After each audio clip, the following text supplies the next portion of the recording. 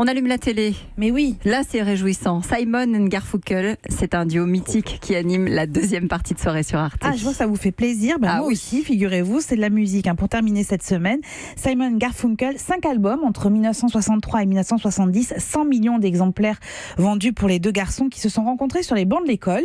Mais avant de s'appeler Simon Garfunkel, est-ce que vous connaissiez leur premier nom de scène ? Non. Réponse.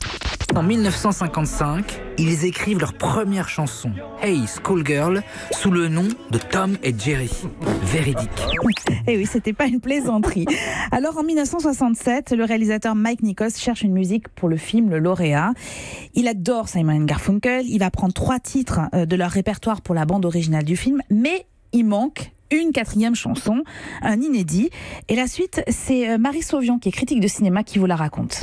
Simon et Garfunkel disent ok, mais on a un peu rien. Et puis Paul Simon, il dit bon, il y a un truc sur lequel je travaille en ce moment, c'est pas du tout fini, mais voilà ce que ça ferait. Il joue des accords à la guitare et il dit ça s'appelle Mrs. Roosevelt. Et là, autre miracle, Mrs. Roosevelt devient Mrs. Robinson, c'est le même nombre de syllabes, ça va pas être difficile. Et d'ailleurs, dans le film, la première fois, en fait, on entend di. En fait, c'est parce que les paroles sont pas écrites encore. C'est-à-dire qu'ils ont le refrain, ils ont les accords, et puis c'est tout. Et 3 mois plus tard, on entend ça partout.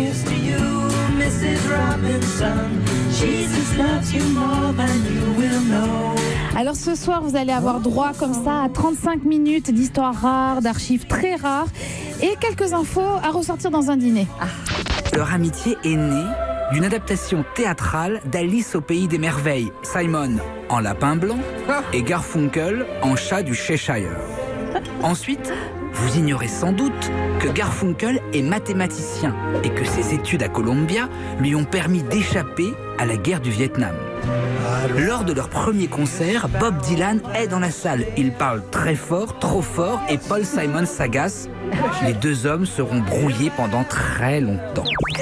Et puis si vous êtes fan de Paul Simon, si vous êtes couche-tard, vous restez devant Arte pour découvrir le documentaire Paul Simon Graceland. C'est un film sur l'album du même nom qui demeure un opus majeur dans l'histoire de la world music. Et puis petite indication aussi, oui. France 3 diffusera en deuxième partie de soirée un documentaire consacré à Pierre Bellemare.